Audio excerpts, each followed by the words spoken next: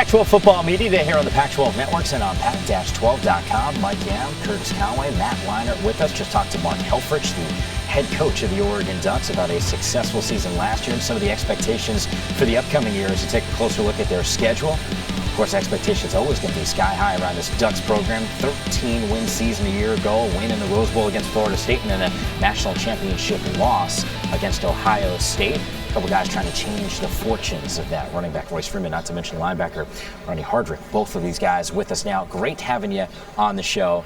I got to ask you, how much do you guys go back to watch what happened in that national championship game? For me, on a personal level, I just go back every now and then. I mean, it was great and a blessing to be there, playing a great Ohio State team, but I try not to dwell on it too much and I just leave it in the past for now. Yeah, same for you? Yeah, same for me as well. I mean, I watched it a lot for a good month and then took the good, took the bad, made some notes, and now just focus on those things to improve on. Well, what are some of those things that you guys look to improve on? Because you're knocking on the door. You're almost right there for a national championship. It's the first college football playoff. So much buzz, anticipation, and then you get there, and what happened? I mean, we're just trying to focus on the fundamentals, staying in the right gaps, limit those missed opportunities, whether that be a missed sack, missed tackle, or, dropped interception on defense. So we want to focus on that kind of stuff and, get better each and every day and see if we can get back. Royce, I want to talk about your style of running, man. When I watch you run, your name is Royce Freeman. You remind me of a Rolls Royce, big and smooth at the same time. Take me into your mindset when you're playing on the football field, making the decision to run over somebody, run through somebody, or just flat out make someone miss and go by them. Yeah, it's still something I'm becoming accustomed to as I go through my running back career. It's something Coach Gary Campbell, the running back coach, has helped me work on. But I mean, just to have those attributes at hand during the game, I mean, that's great. I mean, I'm trying to run through people. I'm trying to go through different defensive coverages and just leave it all out there. Your backfield reminds me a lot of when I was playing with Reggie Bush and Lendell White. We had Thunder and Lightning, two of the best I've ever seen. It's you and Thomas Tyner. Talk about just the relationship you guys have, the competition. How do you guys make each other better? Yeah, I feel like we complement each other. I mean, Thomas, his acceleration is crazy. I mean, he also has size. I have size too, more smoothness type of run. We complement each other during the game, like I said. I mean, we give each other breaks when we need it, and we're just trying to impose our will on the defense. Rodney, I want to talk about the defensive side of the ball. You've been in the middle of this defense for 2 seasons now, and I remember being in the pros, we had a real potent offense with the Bears in '95. Notice I had to specifically put that in 1 year where we were explosive. And our defense would say, man, the time we look up and sit down, you guys are off the field because you scored. Yeah, that's so quick. Take me through the defense, man, the mindset of like, God, a minute just went by and we're back on the field. Take me through the mindset of you guys when you see that happen. I mean, we just have to be efficient. We're on and off so quick. We got to solve the problems on the field. So having a veteran group of linebackers and a veteran D-line, we're able to do that a lot quicker. And, this year we should be more efficient as well.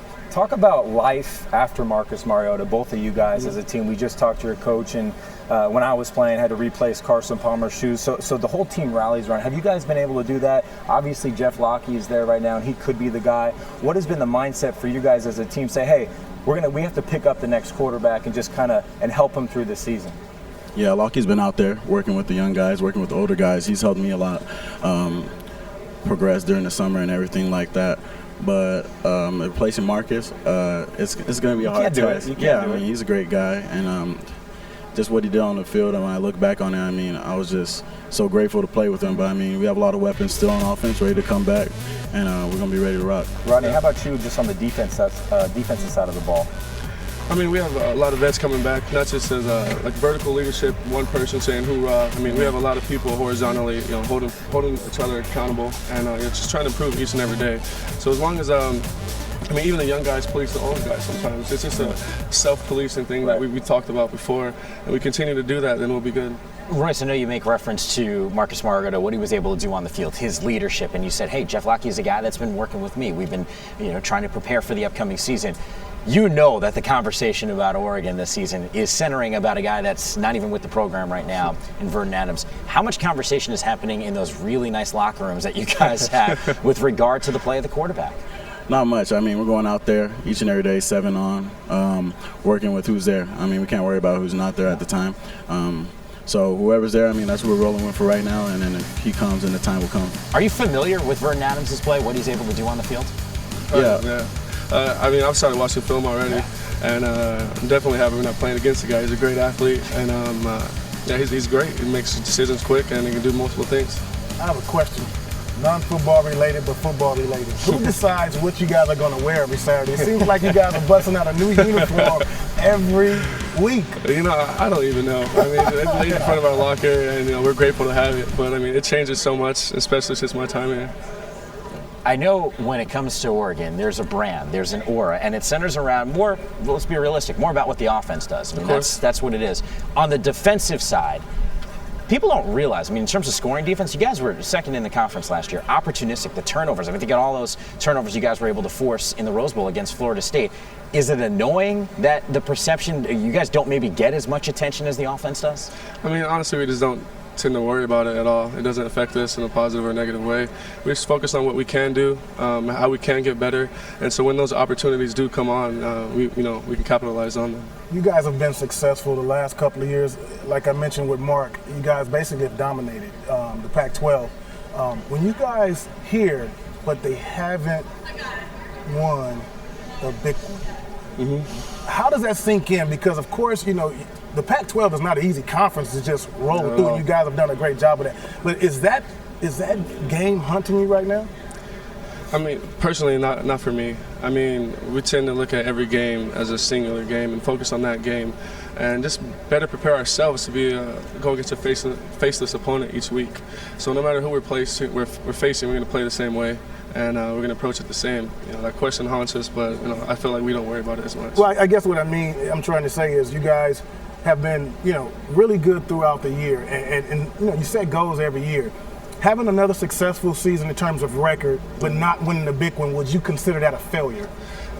Not at all. I mean, winning the Pac-12 is hard enough, and going to any of the previous bowl games that we've been to are not easy. So that says something for itself. Of course, we want to win the big game. Of course, that's what we strive to do. Every kid's little dream, but we just want to make the best at whatever opportunity we're given. Royce, we've spent a lot of time last season talking about the quarterback play. We called the Pac-12 the Conference of Quarterbacks, and for good reason. Your former teammate, Marcus Mariota, a big reason why. Brett Hundley, he was in the conversation. I mean, there's Sean Mannion's another guy. You can go on and on. And yet this year, the conversation, I think, is focusing more on the running backs. And obviously, you had a great season last year. Some of the numbers you were able to put up, first 1,000-yard freshman runner in Oregon history. If I said to you, the best running back in the Pac-12 conference, outside of yourself, is there a guy that's impressive to you? I mean, the Pac-12 conference from head to toe is impressive in itself. But, I mean, I've heard this year has been deemed the year of the running back. There's plenty of running backs out there in the Pac-12. Devontae Booker. Yeah. He's a guy when I played against, I saw his running style, and I really liked it, and the type of person I've seen him around this week. I mean, there's plenty of backs in the Pac-12 that can go for it. Now, I'm going to have a little fun with my man right here, Matt Leinart. I've been talking about the quarterbacks and his Heisman Trophy being a quarterback trophy now. I gave Melvin Gordon some love last year. Absolutely, but how do you see that playing out? Because you mentioned some really dynamic backs in the Pac-12 that could possibly, with the right recognition and the push, being a Heisman Trophy candidate. Do you see the Heisman Trophy something that is on your list to try to go after? I take it as motivation. I mean, I'm grateful to be even on that watch list. I can't get too ahead of myself. I know I got a long way to go, and coaches are quick to remind me of that. Players are quick to remind me of that. So, I mean, it's telling me I'm still young and everything, but I take it as a blessing that I'm even in that conversation. But when the time comes, we still have a lot of football to play. Rodney, we have Coach Aliotti on our staff, and he was with us yesterday, and he's always telling us stories about what he was doing at Oregon. I know DP, we've had a ton of fun talking with him, especially last season. What's it been like as the season went on last year with Don Pelham at the helm as the defensive coordinator? Did things change at all? Did you notice that maybe he was more comfortable, or the game plan was sort of set and things were consistent throughout the year?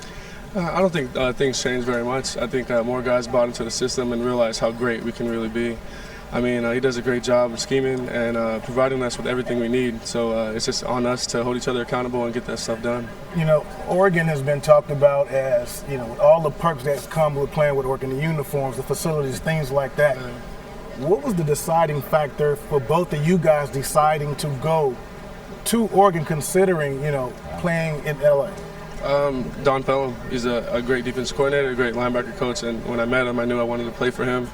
And just going up there, the culture is amazing. The people, the staff, the community, the fans. I mean, just walking into Autzen the first time is amazing. So just the whole culture we have there on the team and the community is what brings a lot of people there. Yeah, similar to Rodney over here. When I took a visit up there with my family, just the culture of the university reminded me back home in Imperial where I grew up. So, I mean, it's just a small town, a lot of friendly faces. And as far as the university goes, the coaches and people willing to go the extra mile for you. And Coach Gary Campbell, I mean, he recruited me heavily, and he's willing just to go the extra mile for me. Yeah. You guys having fun on campus? It's fun for me because sometimes we watch Oregon play and you go, that's got to be fun on the football field. And yet, you talk to some of the other student athletes that have been stopping by with us, and maybe the perception is not that, but then you talk to them about their program and they love being there. What's it like for you guys? Yeah, I love being there. I mean, especially off the field. I mean, you get that long time. You're still gonna get to hang with the football guys. I mean, they become part of your family. I mean, you get to goof off and time away from football is good. But I mean, I'm sure we all like to be around each other during the season. Yeah, definitely. We spend so much time with each other off the field and on the field. So I mean, just going to the lakes or swimming pools or having barbecues at our houses and stuff like that. It's just great to be around such great people. Yeah, it's looking well. We can't wait to see you guys and see how many points you're able to put up in those first few games during the course of the season. Royce and Rodney, really appreciate it. Best of luck to you this upcoming year.